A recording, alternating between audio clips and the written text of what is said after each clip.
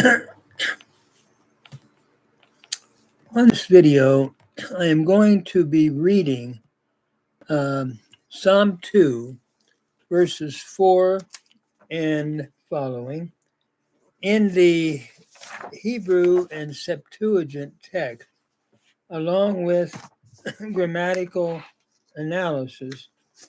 And the desire will be to try to look at the grammar as well as trying to interpret the text as well. So we're looking now at verse 4. Actually, I'm picking up where I left off at verse 4 of Psalm 2 in the Hebrew, and then later looking at the Septuagint. So it reads, we've seen in the first three verses, by the way, the nations plotting against God's anointed. That anointed could have been David or another Israeli king at the time, but in the New Testament, it's applied to Christ.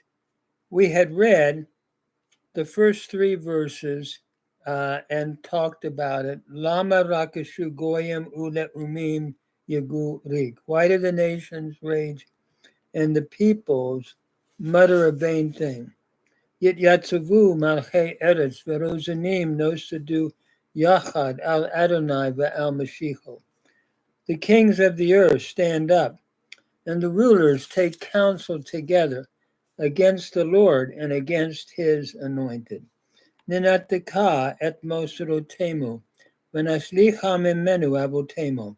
That is, let us break their bands asunder.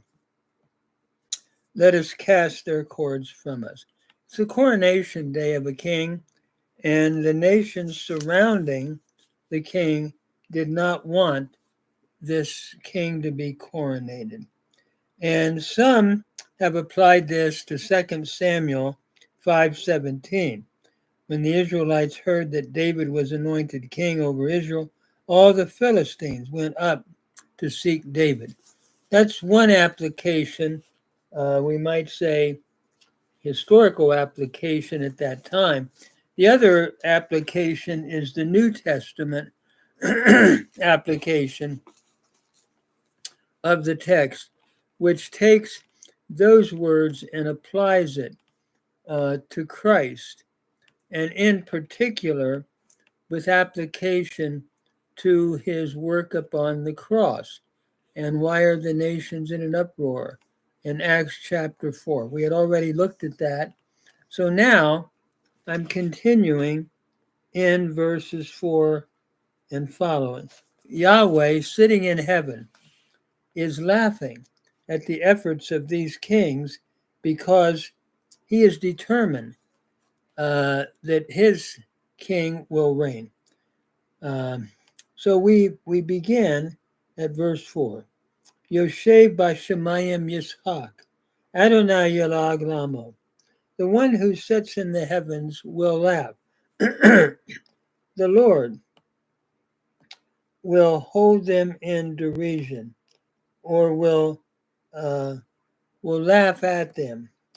It's interesting, grammatically, Yoshev is a participle, a cow participle, masculine singular, from Yashav, and Yishag is the same thing. Is a cow imperfect, third masculine singular from Sahak. So the one sitting in the heaven, God is on his throne, sitting in the heavens, and he will laugh, the psalmist says. Adonai Yalag Lamo. The Lord will hold them in derision. This is a bold anthropomorphism. God is laughing at these efforts of the kings to overthrow what he has done. So then I'm reading at verse 4 in the Septuagint. Ha katoikon uranois ekelasitai autus, kai kurios emukterie autus. So we read, the one who dwells in the heavens shall laugh at them. Katoi kon is your present active participle, nominative masculine singular from katoi kao. So the one dwelling in the heavens will laugh. From ekgelao, it's the future indicative middle third person singular. Will laugh at them. Kai ha kurios ekmukte re'e. The Lord will mock them. This is from ekmuterizo. It is the future indicative active third person singular from ekmuterizo. He will laugh or mock at them. Then we come to verse 5, that God has it all under control. Seems to be the idea that God's king is going to reign. And that was true of Christ. In the New Testament, the destiny was that he would conquer death, destroy this body, this temple, and in 3 days I'll raise it up. He was speaking of his body. So that was always something that God had planned, that Jesus would conquer death. And Jesus knew it as the God-man, second person of the Holy Trinity. And so he makes that same statement in John, destroy this temple, and in 3 days I will raise it up. So then we move on to verse 5, back to the Hebrew. Ajedeber elemo ve'apo, uvacharono yevahalemo. Then he will speak unto them in his wrath, and he will terrify them in his anger. Notice, yedaber, yedaber is the PL imperfect, third masculine singular from davar. Then he will speak unto them. Notice the Shavah Pathak vowel pattern, doubling of the middle radical, is indicative of the PL imperfect. So then he will speak unto them be'apo, in his wrath. Uvacharono, and in his anger. Yevahalemo, he will afflict them, or terrify them, I should say. Yevahalemo is from Bahal. It's the PL imperfect, third masculine singular from Bahal, to terrify.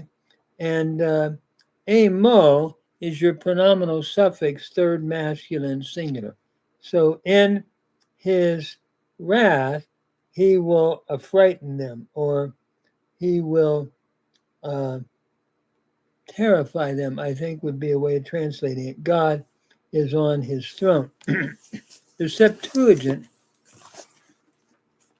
reads verse 5, or verse 5, yeah, tate lalese praseltus in orge autu. Then he will speak to them in his wrath. Lalese is your future indicative active, third person singular from laleo. Then he will speak to them in his wrath. Kai en to thumo autu taraxe. Then in his anger, or then he will actually, in his fury, he will trouble them. Kai en to thumo, in his fury, taraxe, he will trouble them. Future indicative active, third person singular from tarasso is the Septuagint rendition of the Hebrew. So then we come to the next verse in the Hebrew.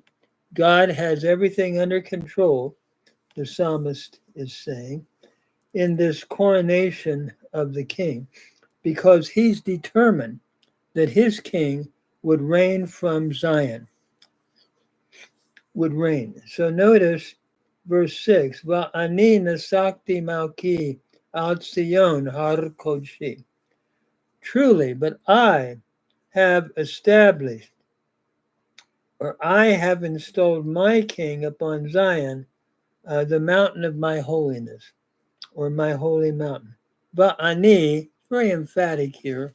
Ani is a personal pronoun, but I, he's saying, have nasakti. Nasakti meaning to establish. From nasak, it's the cow perfect first person singular from nasak. I have established my king, Malki, out Sion, Har Kodshi, upon Zion, the mountain of my holiness, or my holy mountain. So then, looking at the Septuagint of that verse, it says, Ego de kates stathin, but I have been made king, is the way the Septuagint reads. It's the king speaking, where the Hebrew reads, I have established, it's God speaking. Now the king is speaking in the Septuagint. So actually, the king will speak in the Hebrew in the next verse, verse 7. But here, the king is speaking in verse 6 in the Septuagint translation. Ego de kateste thing, but I have been made king by him, the king is saying. Here again, kates stathen is your aorist indicative passive. Kathistemi, to stand or make. I have been made, a first person singular. I have been made king by him upon Zion, epi Sion, harasta hagion autu, upon Zion, his holy mountain, harasta hagion autu. So there's a little bit difference here from the Hebrew text. The Septuagint is, I have been installed or made king by him. The king is speaking upon Zion, his holy mountain. In other words, I have been made king, and he's declaring the ordinance of the Lord. That will go on to the next verse. So while the king is speaking, in the Septuagint, it reads, truly it is I that have established my king, Va'ani nasakti malki, where the Septuagint, it's not God speaking, it's the king speaking. So there's a little bit difference there, just looking at a comparative analysis or study of these two texts. The Hebrew reads, Va'ani nasakti malki al Sion har kodshi. But truly, I have established my king upon Zion, my holy mountain. Yahweh is speaking, or God is speaking here, whereas in the Septuagint, which is interesting, it reads that the king is speaking. Notice, ego de kates stathen, which is, but I have been made king, where I have established my king. Here it is, I was made king by him, by the Lord, by Adonai, by Yahweh upon Zion, Sion, his holy mountain. Again, the Hebrew, here the king is speaking already in the Septuagint in verse 6.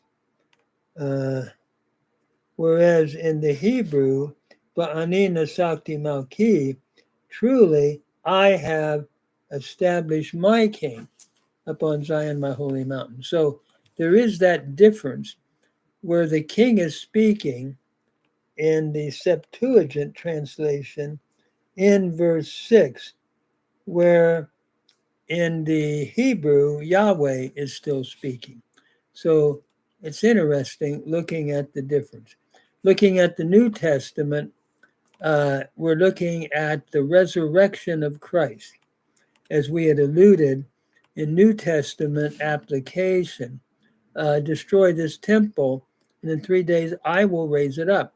And so when we come to the text, you are my son, this day have I begotten you, in the book of Acts, we'll see that that is applied to the resurrection of Jesus Christ as the established king. Seeing New Testament application is one of my desires as I work through these different texts from the Hebrew and the Greek and so forth.